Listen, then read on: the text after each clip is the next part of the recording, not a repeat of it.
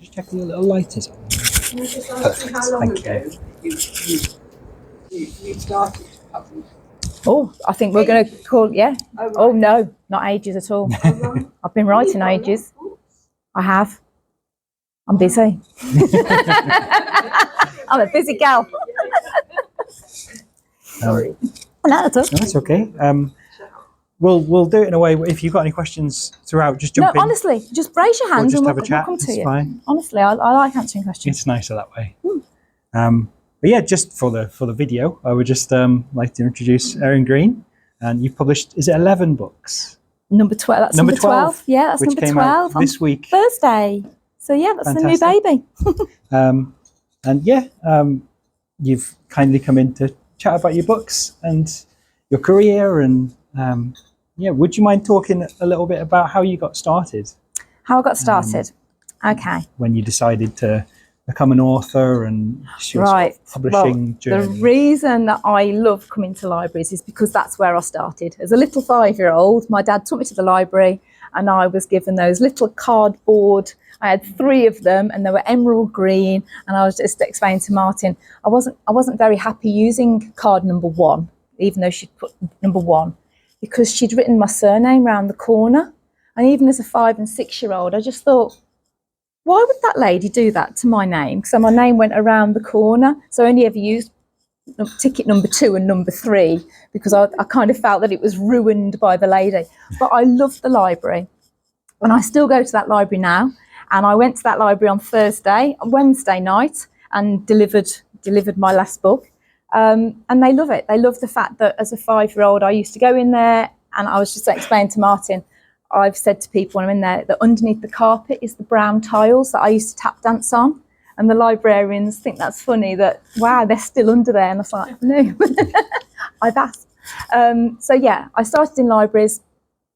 I love books, to the point that I actually know the moment when I just thought books were just the best thing in the world. I had to wait for ages to get my hands on a copy of The Lion, the Witch and the Wardrobe. And the read... Absolutely. I was just absorbed. And the thing was, I had to wait ages because every other child in the village obviously got there before me. And I remember my turn coming, that the book's ready and waiting for you. So I went and collected it from the library. And I remember going to bed ever so early for the rest of the month while I was reading it. And that actual moment where Lucy goes through the wardrobe for the very first time, well, I didn't know the story. No one had ruined it for me. I didn't know the story. And the actual joy, I was about 9. The actual joy of reading that passage where she goes through the wardrobe and the floorboards change to snow, and the fur coats change and it goes into the Christmas trees and the lamps. Well, I was just blown away. I was just absolutely blown away. That has just always stayed with me. So that really is, I think, wow, I went there. I was with her going through. So that was the beginning, really, of me just adoring passages and books. And then as I've reread it so many times. I've reread it out at so many occasions.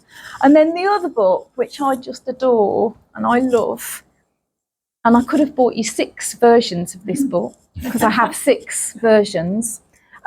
This is my lovely version of Pride and Prejudice. Oh, this is just my favourite book. And people in the house, when they're browsing my bookcases, go, how many copies have you got? And I say, I know. Shh. They're for different reasons. I've got one that I read in the bath, because that's a bit of a tatty version, in case I drop it. And the pages even have warped now because of the steam. So I'm respectful, you know. I've got the same book.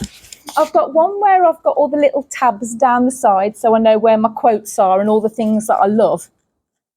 I've got a couple in the lounge that belong to, you know, these sets that you buy. And I've got a very old set that I like to sniff because that's what book people do to books, isn't it? So this is my lovely version that I'm actually rereading at the moment of Pride and Prejudice. But every time, and I read it once a year at least, minimum, But this is my go-to. If I'm really having a bad day, if there's a bad time, if it's a bad something, this is my go-to book. But I find something different all the time. And I know there's lots and lots of different views on Jane Austen and how she might have been and what her life was like. Oh, God, I'd have loved her as my best friend. I think she's got a cracking sense of humour. I think the way that she writes about wit and people, that's my book. I love Pride and Prejudice. So I was this reader, loving books. And I think all of a sudden it started to evolve. Could I do this? Could I actually write a story? I hadn't got an idea for a story, but could I actually write a story? Not as good as those. That's never going to happen. But could I write a story? And I think that little seed was there because I was such an avid reader. And so as a teenager, I was thinking it. Should I? Could I? Would I? Should I? But the thing is, I lived in a working class family. I didn't have the best education. I had parents that... my parents don't really appreciate art. My parents... yes, the Mona Lisa's lovely. That's very lovely. Nice. Next. They can't look into it, or they're not enthused by it. They're not inspired by it. They don't... Me, I'm bowled over by it, but that's me. So I wasn't really encouraged as a child to do arts, drawing, painting. And so this little seed in my head about writing a book, that sounded really pretentious because I just kept thinking, if I say I'm going to write a book, some people are going to think, who says you're going to have anything decent to say? So I kind of squashed it. There's sort of that working class thing of like, you're just going to sit in a room and make stuff up, are you? Yeah. That doesn't sound like a real job. Shuffle the alphabet, because that's what I do. I mean, Yeah. let's get down to nitty gritty. I just shuffle the alphabet, don't I, and put some punctuation in. But my family really weren't like that. So that teenager that thought that, it just stayed there. And it did just stay there until I got my own home. And in 1994, I moved into my first little house, and it was a little townhouse, and it had 2 bedrooms, and I just thought, I'm going to try. That's it. I'm going to try to do some writing. And now I live on my own. Nobody need know. And they didn't know. They didn't know for years because I never told anybody. And I just did it in secret and just... Completely secret writer. Really? I did it secret. In fact, I've just said 1994. When I got a publishing contract in 2017. Oh, that's a long journey. 23 years as a secret writer. That's incredible that you stuck that out for that long. That's amazing. Especially like in the 90s, there wasn't the self-publishing scene that there is now, where you could just submit it to Amazon and they'll post it out for you. Absolutely. I had to tell family that I'd been writing because they didn't know. So it was 23 years of not knowing that I was doing writing. And then when I explained that I'd got a book contract for 3 books and the first one comes out in August, they had to take that on board. And so that's how I started back back as a teenager with that little nugget, that little seed, and then right the way through to 2017 when I actually got published. That's incredible. So perseverance. 23 years of plodding. Yeah. 23 years of an apprenticeship. That's what I call it. That was my apprenticeship. So did you write a lot of novels? Did you finish novels and then sort of shelve them, or did you? Yeah, I've got about 4 that have been shelved. Right. I didn't start off to be published. I started off writing purely to see if I could do it. Oh, okay. Purely, so I'd write a little short story. I'd write a flash fiction, though it wasn't really called flash fiction all those years ago. It was just called, just a small piece. And as time went on, I thought, I'll try a book. Right. So I started to write a book, and of course, some books you I now realise that you write yourself into a corner. Oh, okay. And actually, that's because you've taken the wrong road with the book. Yeah. So you need to reverse, scrap that section, and then carry on the journey. But I didn't realise that way back then. So I do have about 4 books that are in a bottom drawer. But I've got to say, when I did get my very first contract, well, when the lady asked to see a full manuscript, which was this one, The Christmas Wish, that was my first book, she did say to me, have you anything else? Have you got anything else written? And I said, oh, yes, what would you like? I've got loads. So she said, oh, okay, tell me. So I told her about different books I'd written, and I ended up with a 3-book contract straight away. Amazing. Because I'd written that much and I'd kept that much, that was it. So I didn't have something called, there's a phase called second book syndrome. Oh, right. Which So like a lot of authors, yes, like the difficult second album. I didn't have that because I literally took it out the drawer and handed it over. Incredible. And then I could have done that with the 3rd book. So this was the 2nd book. So this was already written, Single Girl's Calendar. That's about a broken heart. It's like an advent calendar for a girl with a broken heart.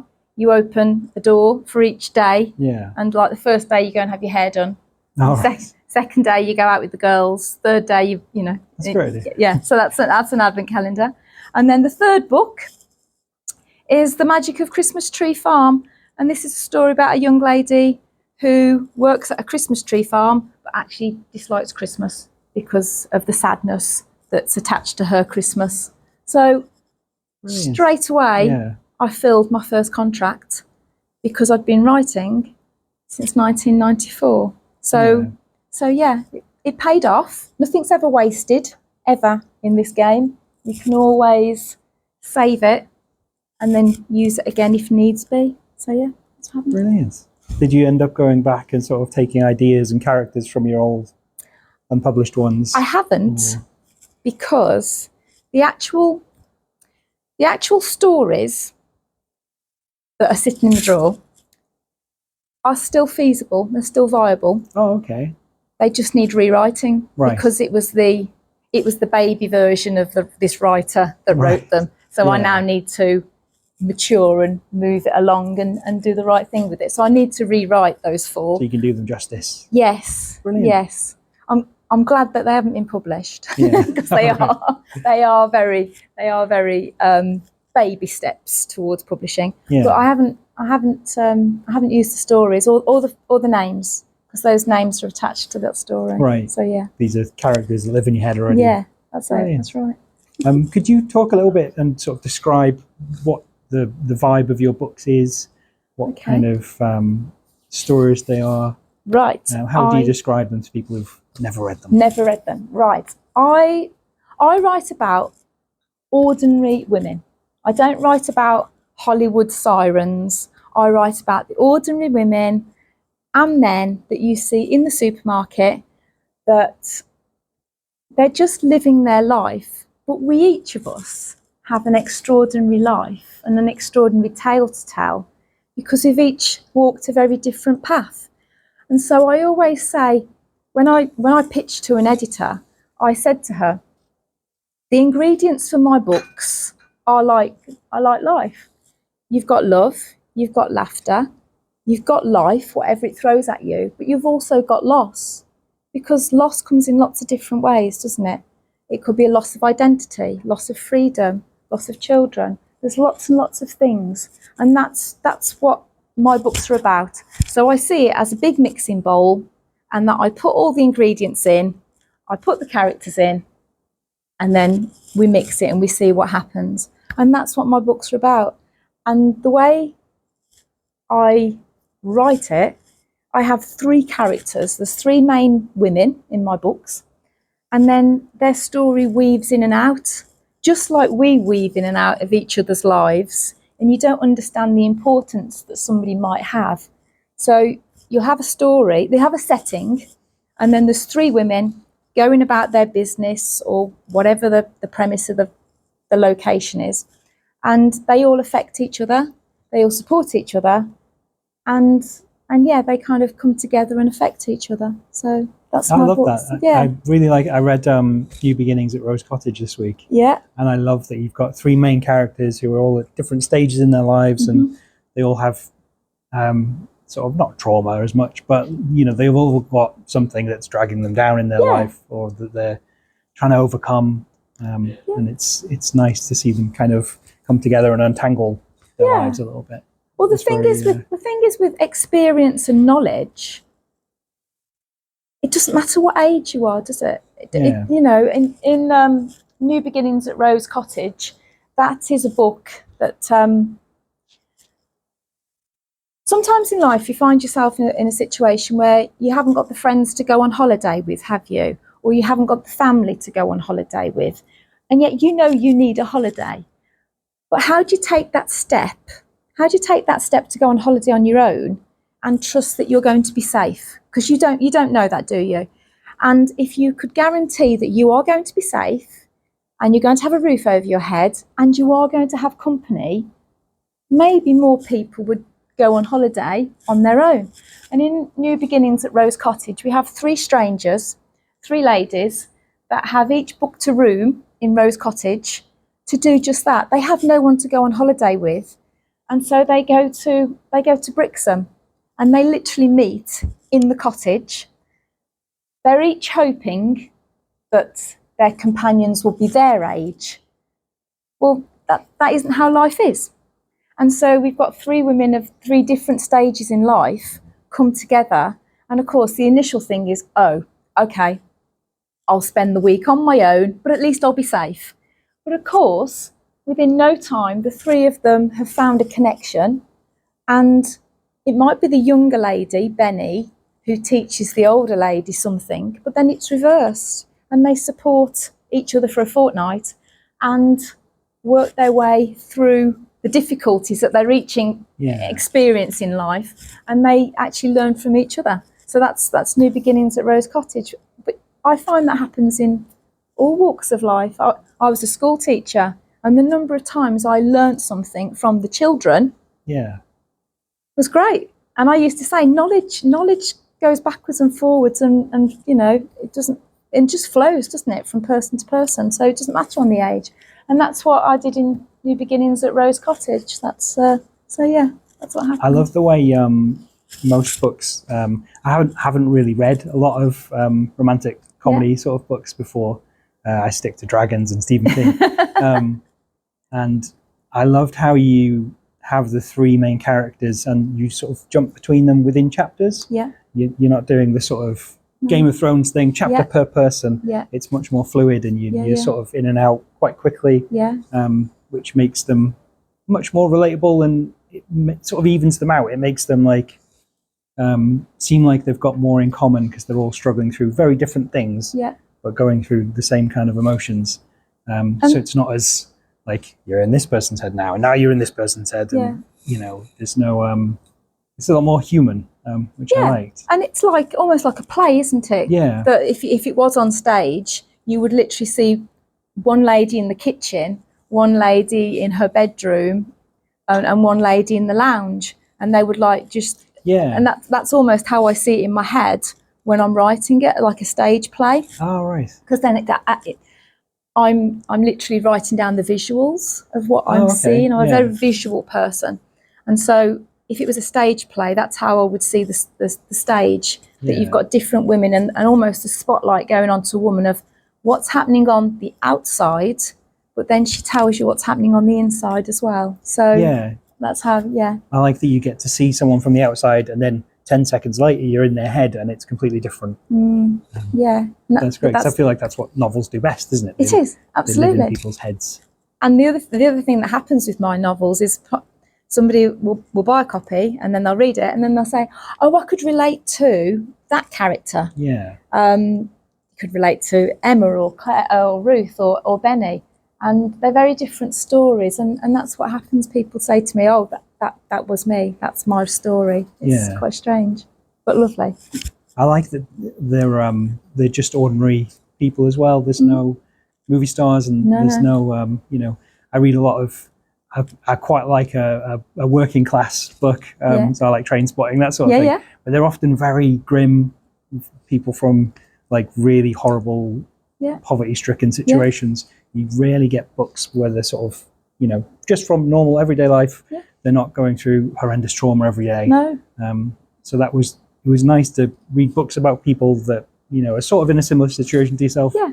They're not starving on the streets of No, Edinburgh. they're not. It's not all Hollywood red carpets and it's shoulder always, pads kind of thing. No, I don't write about It's usually those. often either the very high end with your billionaires and your warriors and your magicians, or your very low end, like Train Spotting fellas. It is. So it's nice to read something that's of a relatable kind of level. Yeah, absolutely. It's, very lucky to be in that relatable kind of level, obviously. Absolutely. But it's, people progress through life, don't they? And we've each got dreams. We've each got dreams. We've each got hopes of what we want for the future. And I just think if that can come through into your everyday life, it just eases it for everybody, doesn't it? And makes life more enjoyable. So that's what I write about. Yeah. Did you start off writing the same genre, or have you? You did. Yeah. You've always wanted to write. I've always written. Well, if you take Pride and Prejudice, not that I'm putting myself in this wonderful woman's. No, couldn't kiss her feet. She's fantastic. But if you unpick this, it is about her neighbours. It is about the people that she lived amongst. It's her observations of women of her time and what happened to them and the rules and regulations that society imposed on them. So in here you have your love, your life, your laughter and your loss. I haven't done anything different. I haven't changed anything. I haven't reinvented the wheel, because that's exactly what I do in my books. It's exactly the same. It's about communities, about people that are living by the rules that society imposes upon them. And sometimes it's tough when you live by the rules that society imposes on you. So I've written what I feel I read, and from what I feel that Jane Austen kind of installed into me. This book, this was my debut. This is about a young lady who she was found on a doorstep as a baby, and she was left on a doorstep. And of course, society rushes in. So social services took her. She was placed into fostering, she was placed into adoption, and she's had a lovely life. But nobody can answer that one question. Who's her parentage?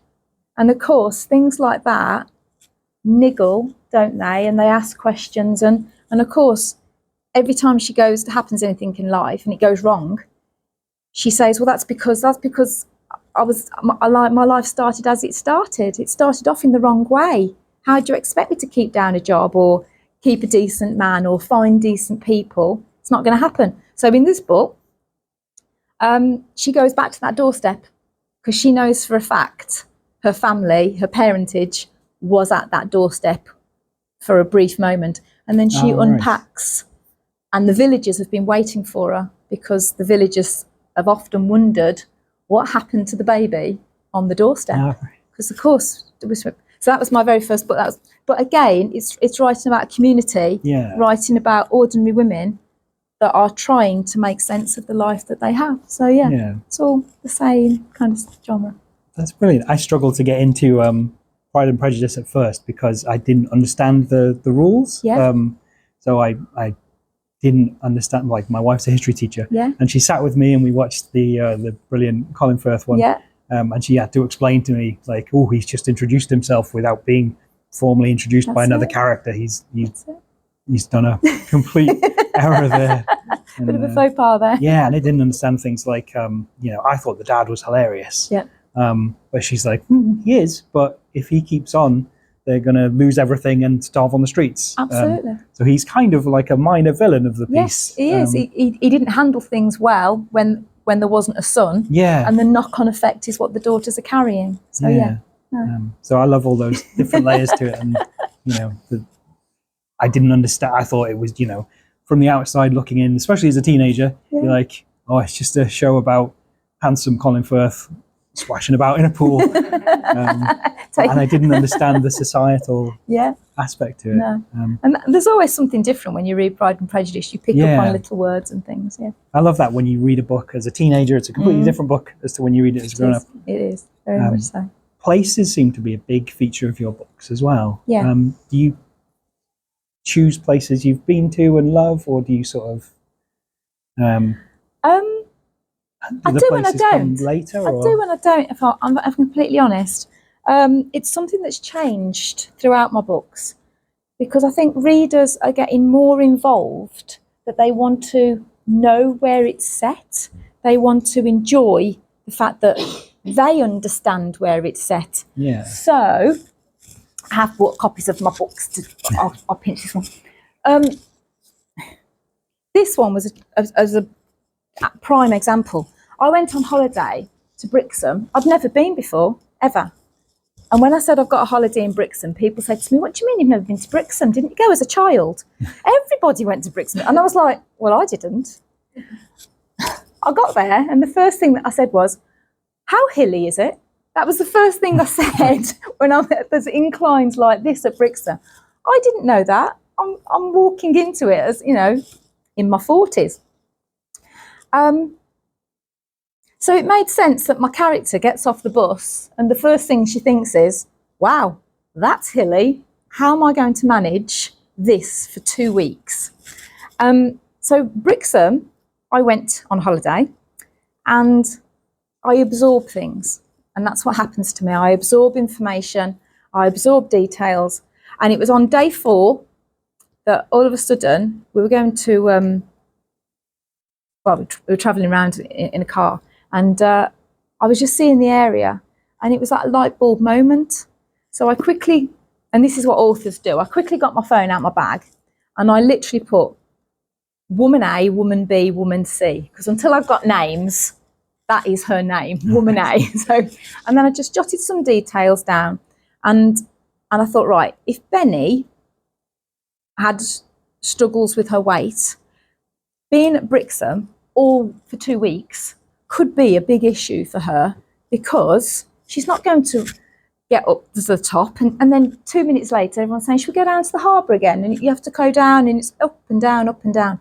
And I thought, she'll struggle. And I thought, if I make Ruth, woman B, she's a carer for her mum, but she's desperate for a break. As much as she loves her mum, it's hard and it's tough being a carer. So she needs a break. And then Emma, I just wrote down Emma, and I just thought, what happens if she's looking for love? She's desperate to have some solace and someone in her life. And that's how it came about. I literally wrote a note on my phone on day 4 of being there. And by the end of my week, I had a complete book plotted out in my head, and I jotted it all down. And then I came back home, and this was the very first book that I signed with headline. And I said to my agent, I went down to meet her for a cup of tea, and she phoned my agent and said, I've just had a lovely meeting with Erin Green, and I would like to sign her for some books. And David said to me, the contract's on its way, coming to you, and there's dates on your contract for when you have to hand in the book. And the contract came through, and the date looked really close. So I said to David, how long have I got to write this book? I haven't started it. I've just got the idea in my head. Just come back off holiday. How long have I got? And he said, you can do it. You can do it. So I asked Siri, the bloke that lives in my phone, how many days until the 4th of January. And the answer was 109. 109 days. And I thought, well, I'm not working Christmas Day, and I'm not working New Year's Day. So this book was written in 107 days. That's incredible. And I wrote it every day from the day this contract came through. I wrote it in 107, and I did take Christmas Day off, and I did take New Year's Day off. And it's quite pacey. Yeah. And I think it's quite pacey because because there was an author with a deadline that was literally, and I was teaching while I wrote that book. So I did it, yeah, at the same time. I was a full-time English teacher. So every night I came home. So yeah, every book's slightly different, and you do remember the circumstances in which you wrote it. So yeah, this one's 107 days from my holiday till I handed it on the 4th of January, and yeah, that's what happened. Did you just to get into the nitty gritty of it? Did you say I've got 100 odd days and I need so many words per day, or did you just power through until you got to the end? And I try that method sometimes to be like, oh, I only need 500 words a day, and then I've got a novel in 6 months. I've got to be honest, and that's quite good to think of that in order to pace yourself. Yeah. Because a month can go by, and as an author, some authors don't write much in a month. And if you actually looked at 500 words a day, you'd be okay by the end of the month. It builds up. Yeah. It's a quick soon. So there's 100,000 words in here. So I must admit, I do say to myself sometimes, it's 1,000 words a day, kind of thing. So, but once you get into the flow of a story, sometimes you'll do 2,000, 3,000, 4,000. Right. So you actually very quickly get ahead of yourself. But that's not a bad technique for someone that wants to start writing, to think about a set amount of words each day.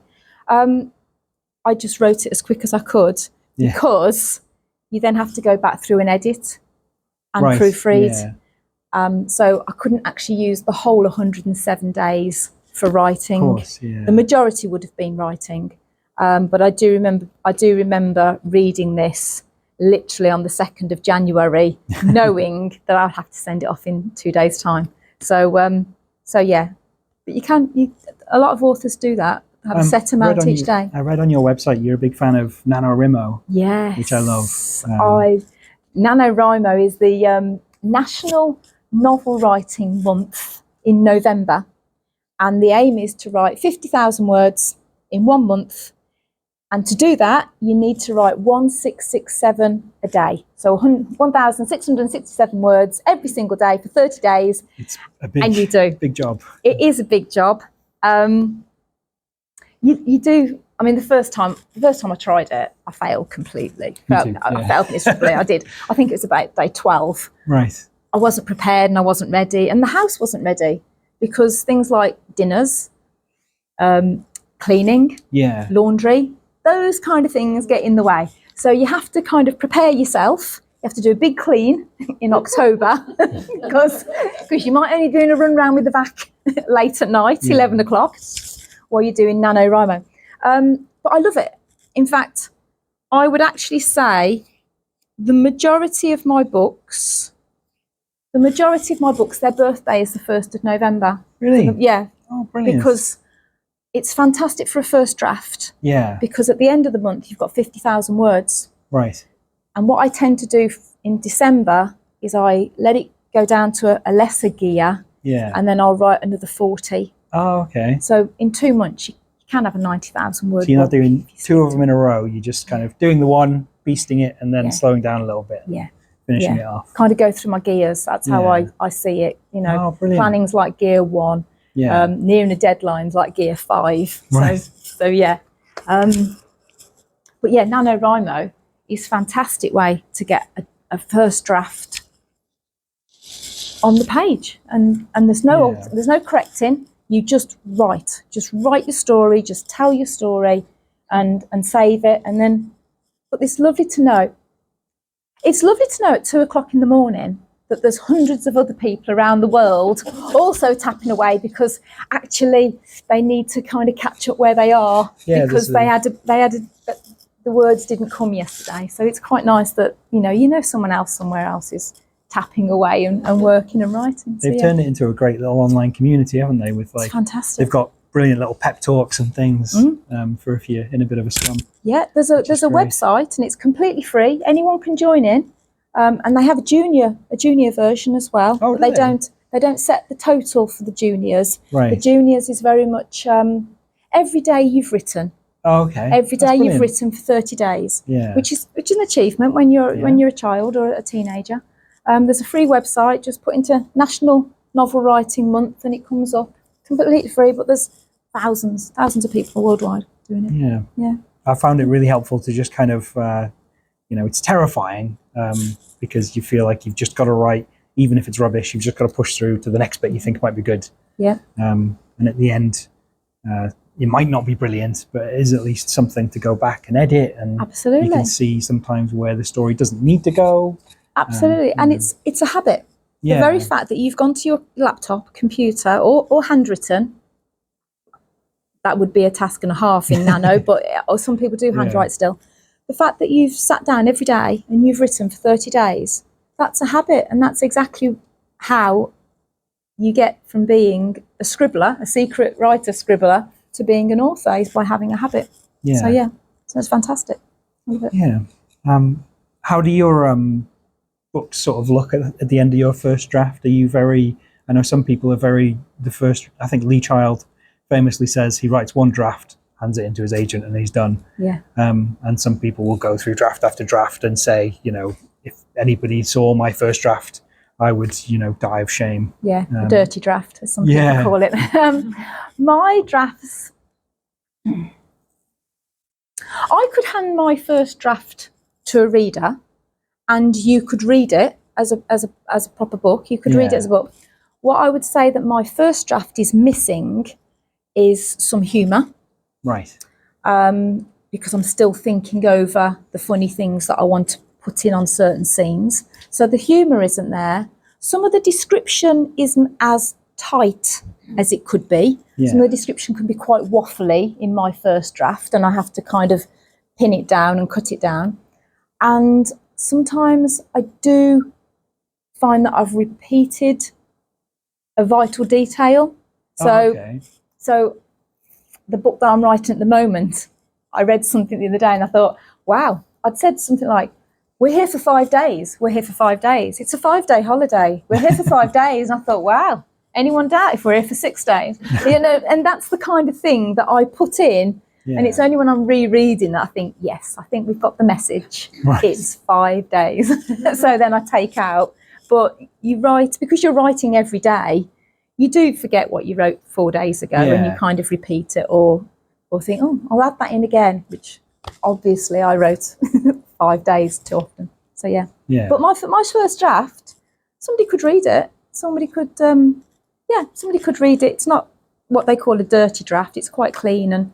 And the only thing that I do, because I write 3 women, I don't like to confuse myself on the screen as to whose head I'm seeing the world. Okay. Yeah. So I actually don't write in black font. Oh, right. I write in colour. So I write my manuscript. If you whiz through my screen, it looks like a scarf of 3 colours, because I've got pink, blue and green. And then when I'm typing in green, I know that I'm with that particular lady. That's brilliant. But but there's a practicality about it. I did that when I was doing that 107 days. I suddenly thought, I can't waste any time here.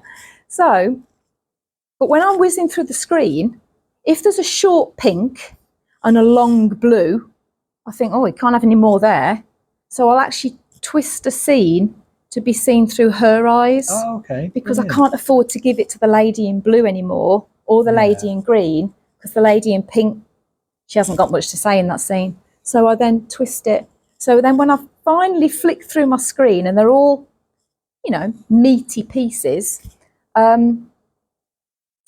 it's the very last thing I do is change it to black for my editor. Oh, and that's one of my, I'm done now, because everything's gone to black. So I highlight it all and everything goes to black. So yeah, my 3 ladies, and I bring lots of things with me to show, but that's actually how I plan as well. When I have an idea, I open a book, and everything about my book is in here, because then I can free up my head for creative things, rather than remembering she's got green eyes and she's got brown eyes and she's got blue eyes. Yeah. So everything I write down, and especially if you're doing a series, if you get a detail wrong, it kind of ruins it for the reader if you get a detail wrong. So this is kind of like my working document. That's brilliant. That's what I wanted. But I plan using Post-it notes. So that's woman A in pink, and that's her story. That's woman B. Oh, so you do the stories for each individual person first, and then you kind of interweave them. Brilliant. Or, And very difficult, I imagine. well, no, it's really simple, because if you've got a staircase in your house, that's the best planning wall ever. So I have an idea for that. I have an idea for a book, and then I get my post-it notes, and I know that my post-it note, I know my ladies are going to come on stage, as in pink, blue, green, pink, blue, green. So I go up the staircase, and I know that I need about 90. All right. So I'll probably put up about 70, because I am a planner, but I don't plan all of it. I leave a little bit at the end, because while I'm over here writing this, something comes to me, and then I fill in the gaps. So what I do is I literally spend 3 days on the staircase filling in details. So if there's an argument here, over here they have to meet. So I put where they meet and an argument, then makeup, and then I'll go up the staircase and slowly, all my piece of paper get me, and then I get all my pinks, all my blues, and it goes in. And I put them in order. But it means that when it comes to writing, like nano, each one of these is a nano day, because I just have to write that today. Amazing. So I can forget about the rest of the book. Yeah. I can forget that I need 100,000 words, because I don't, not today, I just need that. That's and brilliant. then, and that's it. I just put it in and do and swap things around. And also, if you make a mistake, lots of people as authors have these beautiful, beautiful notebooks, like, you know, really expensive and beautiful. I need something that I can scribble in and throw out, and because I make mistakes, because that's the kind of person I am. So I need something that's actually quite worthless. I can just scribble whatever, get rid of it if I need to get rid of it, and it's not this beautiful book that I've ruined forever. You know, it just goes. So that's what I do. So that's all my planning. So no problem. Lovely to meet you. Lovely to meet you, sweetheart. Do you think that you're planning like that is because you're a teacher? I feel that I was a teacher too. I feel that you're, you know, that you've transferred those skills a lot in, you know, the whole post-it note and planning and being organised. Do you feel that or not? Or is that just not you? That's me, and I think that goes right the way back to that little 5-year-old with that tiny little library ticket where she wrote my name round the edge, and I thought, you didn't plan that. You didn't. So I think I'm going to be honest, I think I was an organiser, and I think I used my skills in school to be a teacher, and then left teaching and parted ways with it. I think I've always been organised. I was the kind of kid where your teddies were always lined up. That I've just always been. That's just me. Do you know what I mean? And I just think that in order to speed up book writing, I've picked up different ways of doing things and used them. And I think I know, like you mentioned, Colin Firth in in Private Measures. You remember when he was in that film Love Actually, and he was a writer, and he had there was a Portuguese girl who he fell in love with, and he was a writer. And he was he was writing by the lake, and there was a big wind, and she was tiny. And I sort of think of you, you're so organised like that. And he had all his, how I imagine an author with massive bits of paper. You know, there was a wind, and it all just sort of went. Whereas I feel you're very organised, and it's all kept safe. Yeah. Well, this book, I started it with, where's it gone? Can't see what I'm looking for now. There. So I started with that one. So that was that's book 1 for this new series, Summer Dreams at the Lakeside Cottage, which is Hawkshead, the Lake District. And so my details went in, and you might have seen me take a little clip out, because I've done with those pages now. There was a little clip that I don't need to look at those, because that relates to that book. And then I've written this one. So it's the same cottage. So I need to know where the Aga is. I need to know where the hearth is. I need to know what tiles are on the floor in the kitchen. So that's all in here. Because if I suddenly put, I don't know, some other kind of flooring in the kitchen, my readers know that actually you had red tiles in this book, so the red tiles have to be in that book. So that's why I have to keep the information in here. Book 3, I'm nearly finished of this series. And last week I got a little bit bored. Well, I won't say bored because I don't get bored. There's a lot going on in this head. I don't get bored. But last week I don't like editing, and that's what I'm doing at the moment for the book number 13. I'm editing at the moment.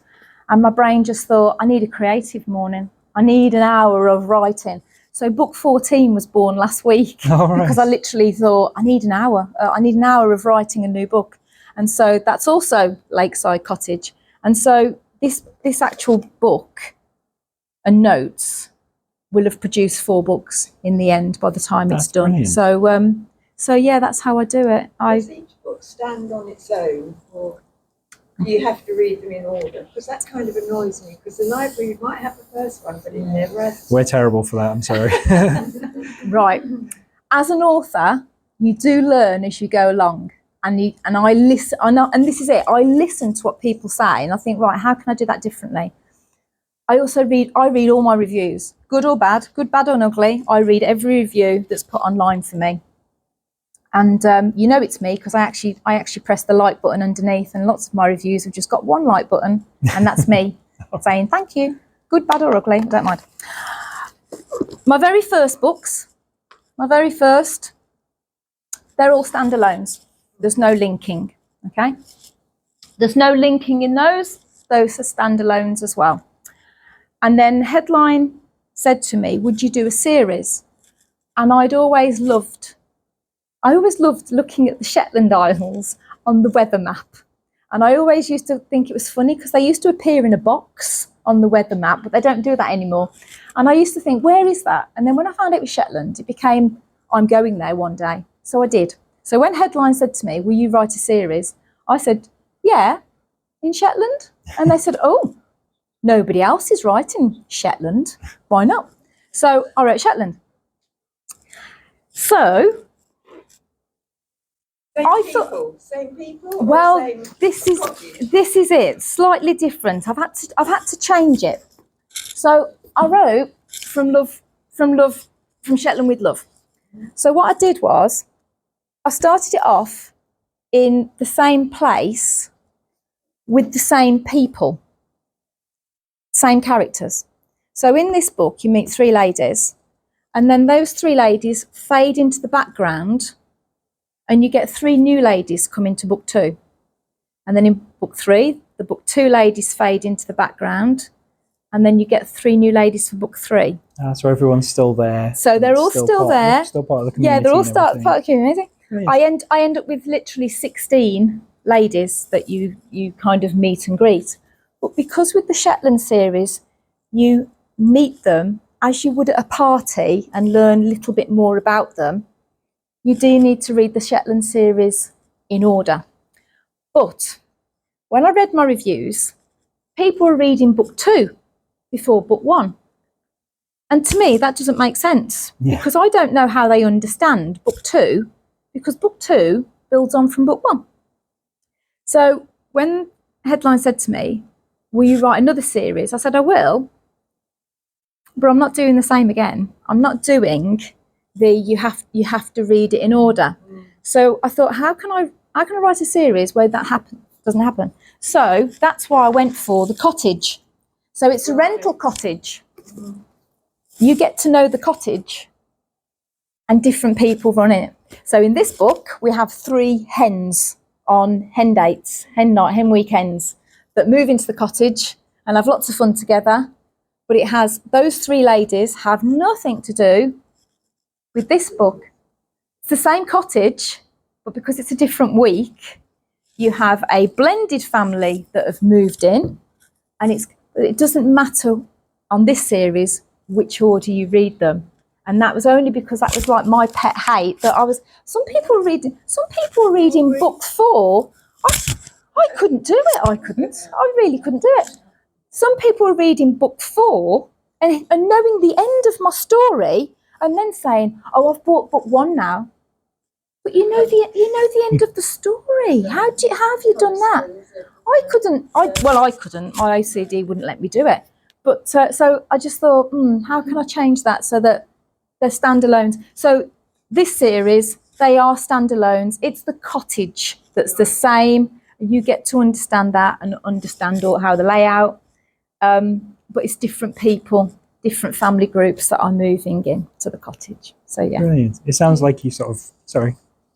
Do you feel like you put yourself into your characters? Do you find elements of yourself in there? Oh, I'm in every book. Yeah. There's no doubt about it. I can't hide it. Yeah.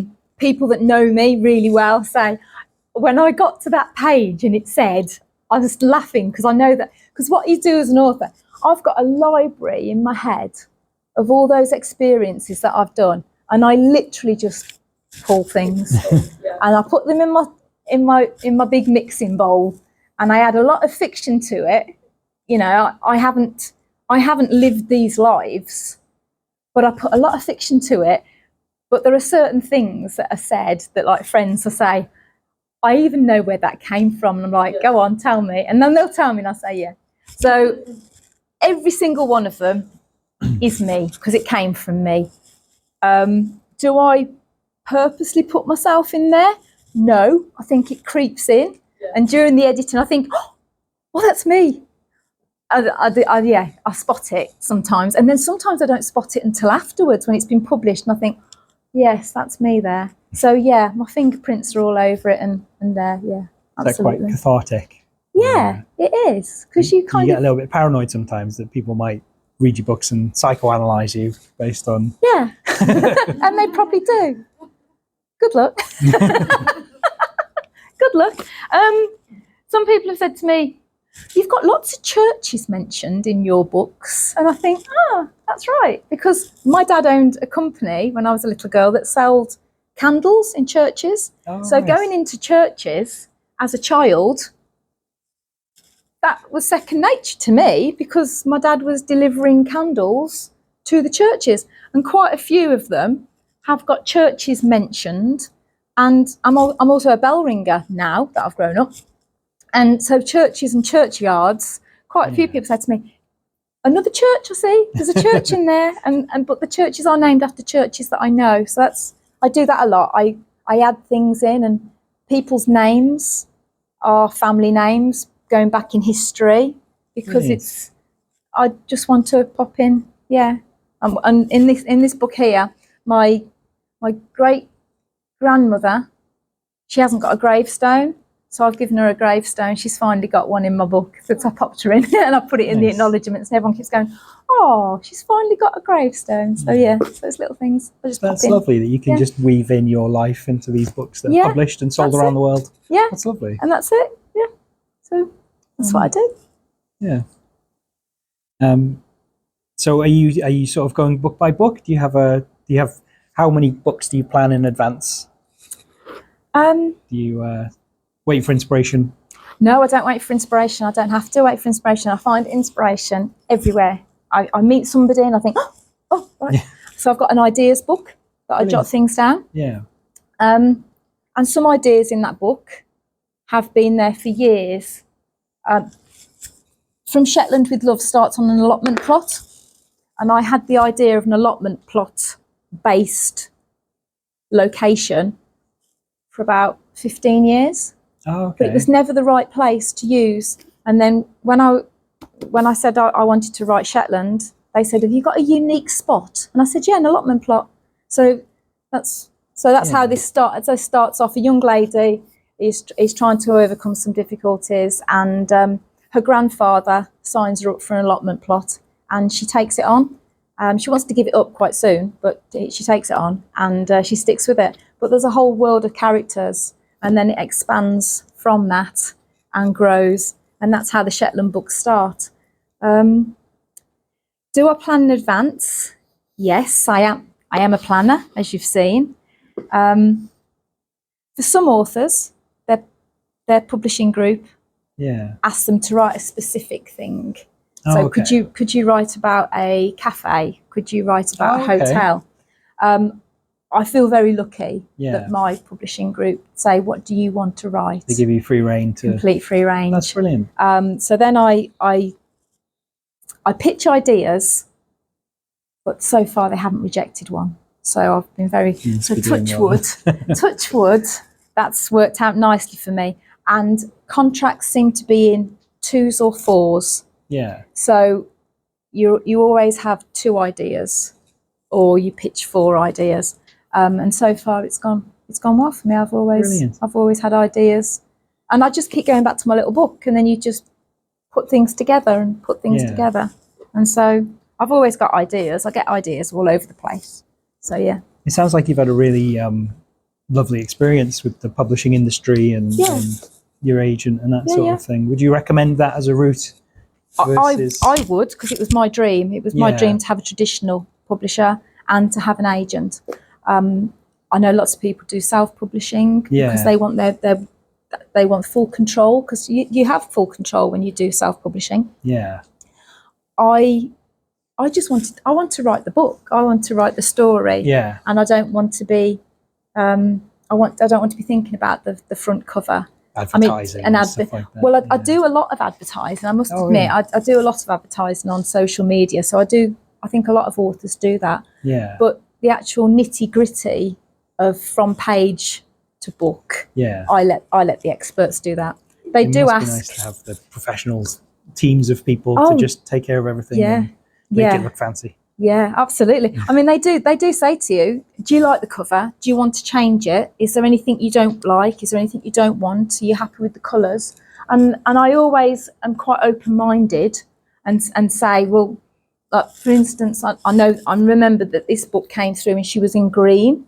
And I said to her, in the book, she's not in a green coat. She's in a red coat. Can we have that changed? And they changed it within, and it's only a tiny little detail, but to me, it mattered. And in the Shetland book, there's a lady that grows delphiniums. She doesn't grow vegetables on her allotment plot. She grows delphiniums. She grows something beautiful. And they had tulips down the bottom. Yeah. And I said, why have you got tulips when blue delphiniums is what she grows? So they just change it. But it comes down to choosing what you want to spend your time on. Yeah. But no, I'm happy. I'm happy with how obviously it's worked out really well. Yeah, it has. I saw you said on Twitter you've published like 1 million words now. Yeah. Fantastic. There's 1 million words there.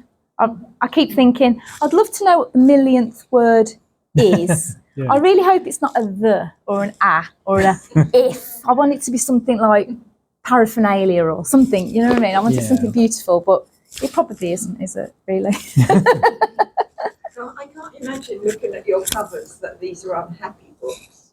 No, they're not. No, there are. But are they the sort of books that, you want to know what the ending is? Yeah. Rather than just a narrative of ordinary people. But do you want to know how it ends?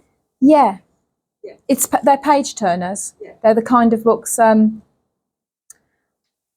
A friend of a friend, his wife said, I'm just going to have a little read. And she started off in bed reading. And on the evening when he got home from work, he said, have you done anything? Nothing's changed in the house. Nothing. Not a single thing has changed in the house. She said, no. But I finished it. I haven't done anything, but I finished it. Yeah, they are. Because I think what happened, just like Jane Austen's, I think you almost are cheerleading for certain people. You can see the situation. So if I take this book, this is my latest one. We've got the beautiful cottage that everyone met in the previous book. And for Christmas, it's been rented by the Carmichaels. Now, the Carmichaels are a blended family, like no other, which we're using. Mr. Carmichael is just about to get married for the 5th time. And he's brought together, because they're a blended family and they all get on, honest.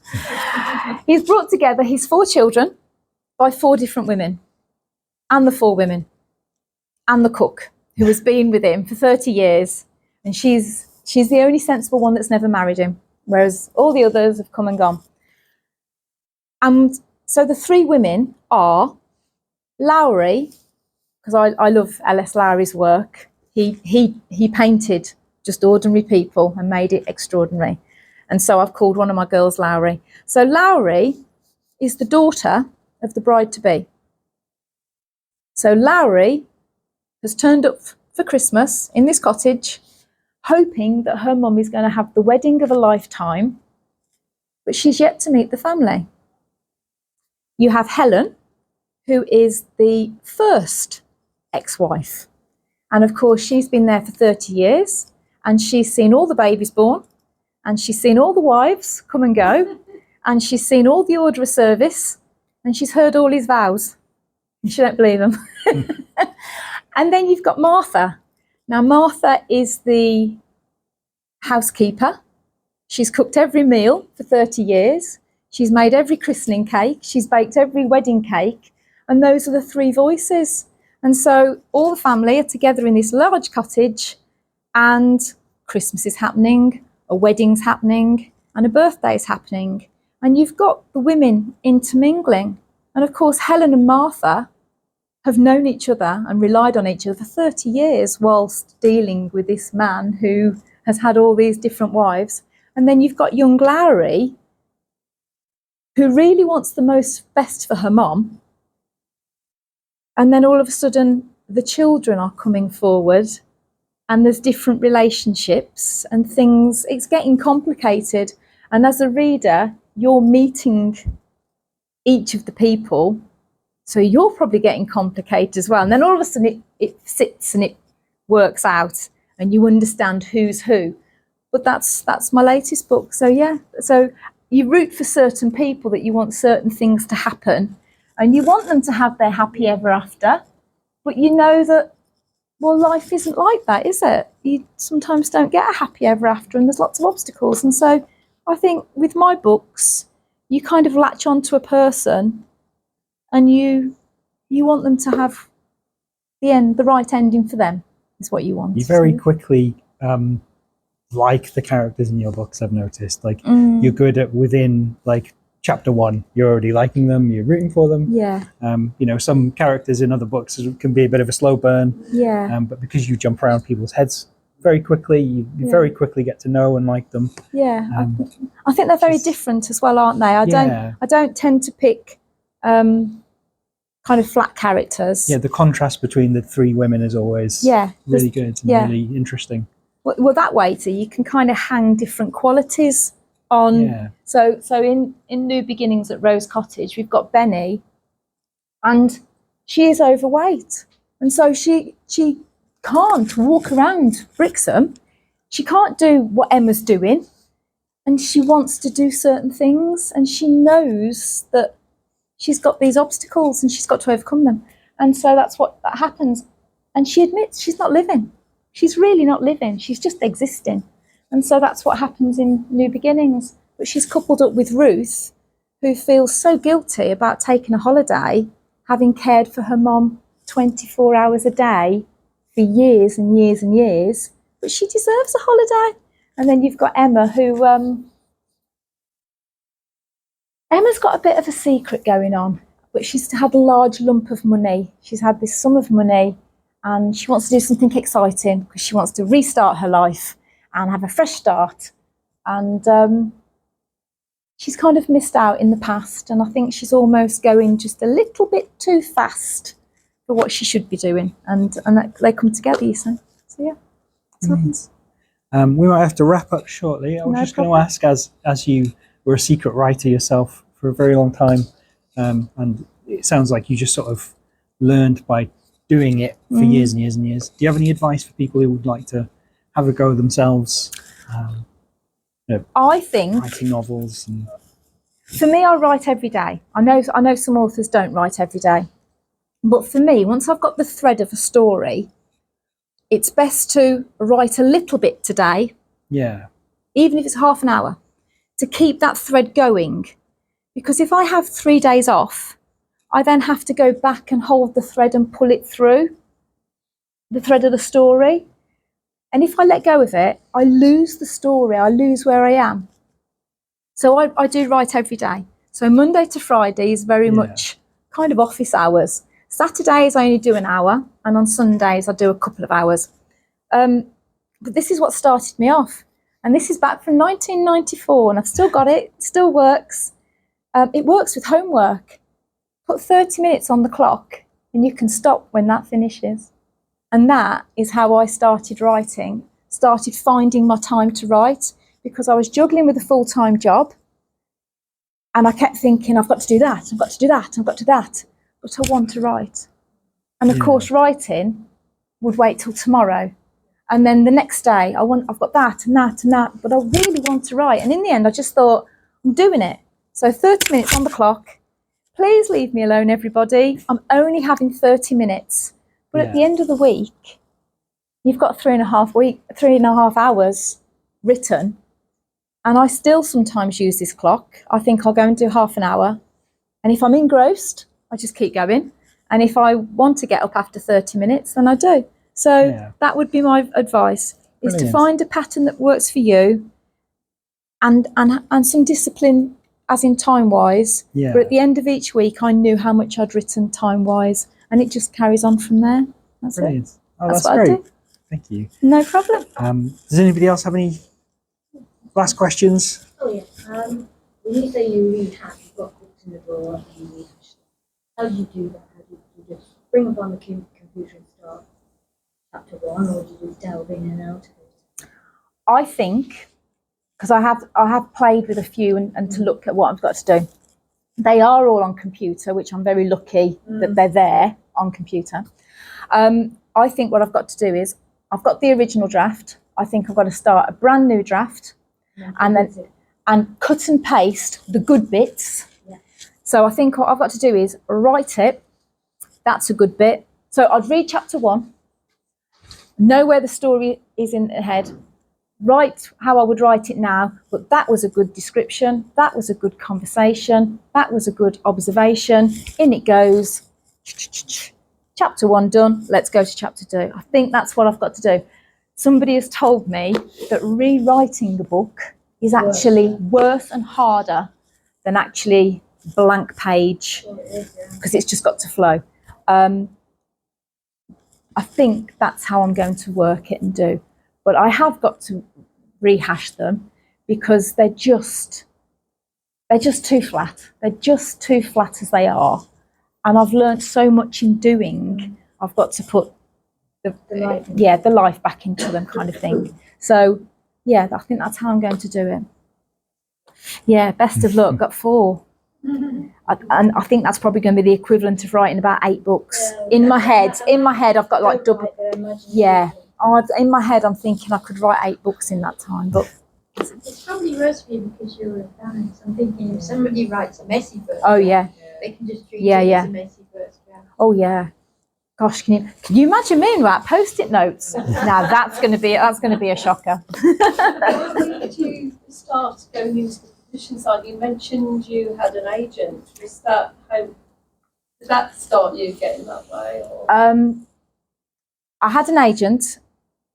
Through Katie Ford. Back in 2017, Katie Ford always gives a bursary each year. And for 2017, she chose myself and a lady called Donna Ashcroft.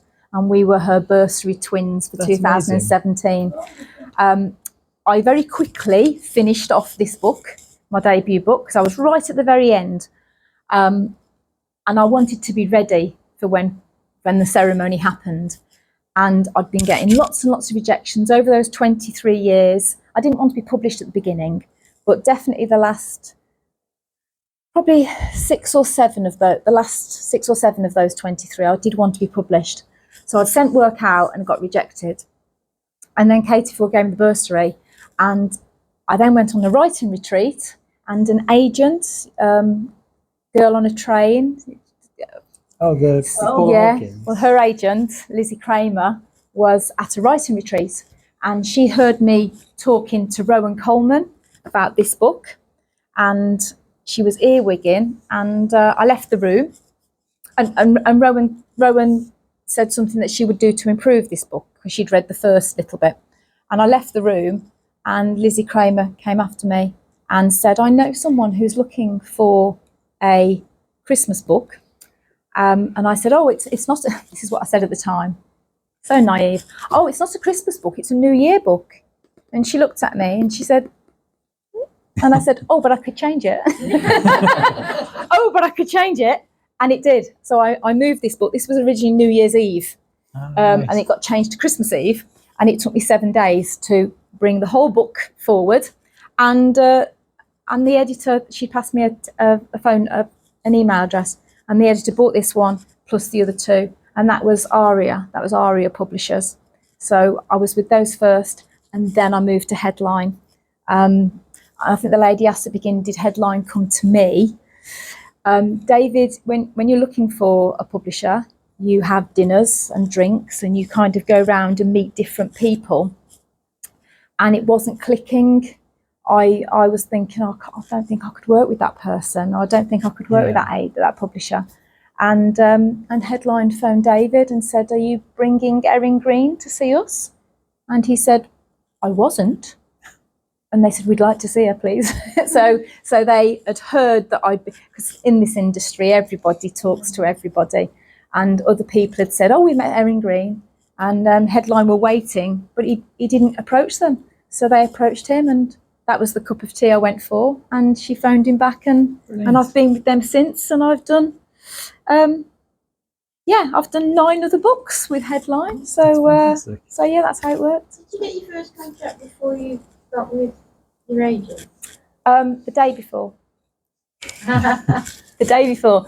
How I got my agent was Katie Ford had given me the bursary. The lady at Aria had offered me a 3-book deal. And it was frightening because you've waited so long for this contract to come through. Yeah. And then it's there on the screen and you've just got to sign your name. But you don't understand the numbers. You don't understand the percentages. You don't understand the legal terms. And it's like 13 pages long. And you think, there's a dotted line. I want to sign, but do I? And I contacted Katie Ford and said, now what do I do? I don't know what to do. And she said, I know someone who's going to help you out. So contacted David and I sent the contract to him and he had a look at it and worked it from there. So I got my contract one day and I got my agent the next day. And so far, it's gone lovely. What a week that was. It was a week. Crikey. Yes, it was a week. Can I ask you quickly about the Romantic Novelists Association as well? Because yourself and the 2 authors who are coming soon are all members of the Romantic Novelists Association. So could you talk a little bit just about what benefit you get from that and how you... So imagine that I'm in my bedroom, still as a secret author, secret writer, and I'd never met another author live in my life. I'd never met another author. And I thought I need to start meeting and greeting and understanding and learning from other authors. And so I joined the Romantic Novelists Association and I joined their New Writers Scheme. And that meant that I was entitled to write my manuscript, send it off, and an author would read it and give me back a report. That's amazing. And this is the book. This is the one this is it. Yeah, it worked. Yeah, it worked. It worked. When I sent off my manuscript for this, my reader came back and said, lovely book, fantastic story. I think you're going to get this published. It's just a matter of time. There was a few things, grammatical errors and things that had to be changed, but it was a New Year Eve story. And then that's how I met Katie Ford. Yeah. And Katie had seen me going to the events. And by talking, she'd learnt that I was teaching, so I'd jump on the 3:30 train, go down to London, go across London, go to a party and be back on the 10 o'clock train from London. And then the next day I would get up and teach and teach all day. And Katie and other people, I call them my fairy godmothers now. My other fairy godmothers were like, wow, that's just amazing that you're doing that. And I said, but I want to be published. And so Katie chose me and Donna. And 21 days after that, I had my contract. Next day after that, I had David as my agent. Brilliant. And it's just started from there. So it's a good way to sort of get in with other people, get advice and feedback. Absolutely. And get yourself just in front of people who are doing the same thing as you. And to learn to learn. You know, I would say to somebody, don't keep editing chapter 1. Right. Write chapter 2, chapter 3, chapter 4. Get the whole book written and then go back and edit. But I only knew that because other people had said to me, stop writing chapter 1. Right. Just leave it. Just move along the chapters and write. And that's what I did. And yeah, it's worked. It's good to get advice from other authors that have been on your journey, same journey. So yeah. Brilliant. Was it easy giving up a proper job? Was it easy giving a proper job? No. There was a lot.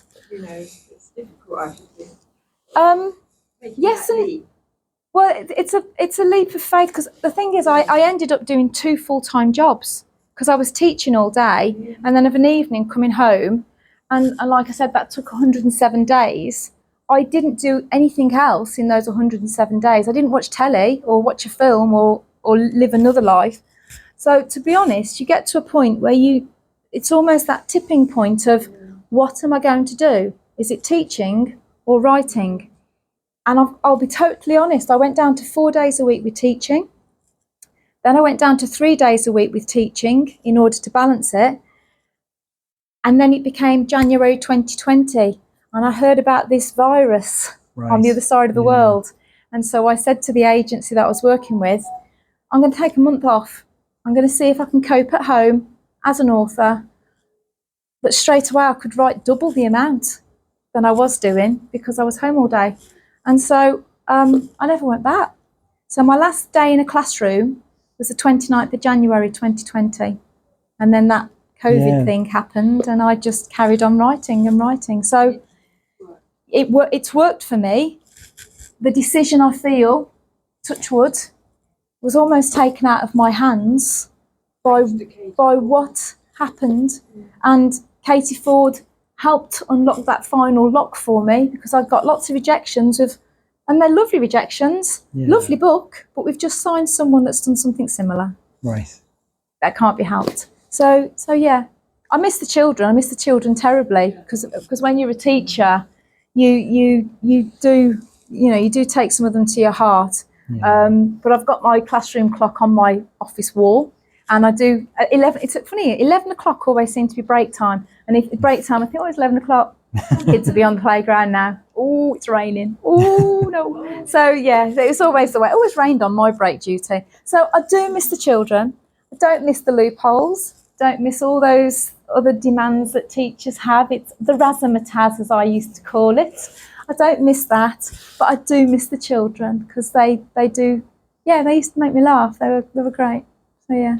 It seems that's come up quite a lot. We've done 4 or 5 author talks before, and COVID has come up a lot, where it's obviously this horrendous, traumatic, awful thing, but it's given a lot of people a chance to rethink and start doing the thing that they love. It's like pressing that reset button, isn't it? And you think, well, am I going back to what I was doing, or is it press the button? And I can always go back to teaching. You know, my qualifications, they're never going to say no to an English teacher, are they? So, I chose the right subject. Yeah, so I'm fairly safe on that one, aren't I? So they're never going to say no, thank you. Even if I had to do some retraining, they're never going to say no to an English teacher. Especially not a published novelist. Oh, yeah, that's it. So that's amazing. So, yeah, that's where I am. Brilliant. Yeah. Well, thank you so much for coming in. It's been a pleasure to talk to you. Did you want to do something with cards? So let me go and do, before everybody goes, let me just grab these other cards that are lying around, only so that I can know numbers. She says. No, have you got a card? You've got one? I'm honest. Sorry. Right. So if you look at your card, you've got a number where the stamp should be. Please don't tell me. I'm going to choose number 9. That's you. Oh, wow. There you go. Right. Have you got your copy of your book? Yes, you've got yours, haven't you? Oh, I think that's it. Here it is. There you go. I'm going to sign that for you, so you can take that home with you today. So you can read. It's a complete standalone. You can meet the family, and you'll be meeting the cottage, and then you can do. Well, there you go. Well, see, we've changed your look there, so there you go. So I shall sign that to you. Please don't leave without it. I will. Yeah. So I shall sign that to you. Brilliant. But thank you very much. No, it's a pleasure. And of course, thank you. Absolute pleasure. Thank you. I shall linger around a little bit afterwards if anyone has any questions. I'm Brilliant. going to sign that lady's book over there. I shall sign them for you. I'll have to run off and do some real work That's in a minute. absolutely But this fine. room is free, so feel free to hang out and have some more tea and coffee. Yeah. And Take your book and put it out. thank you put it very out much. I'll on add the. it to our catalogue. No problem at all. Oh, let me just take this. But I commended the first three.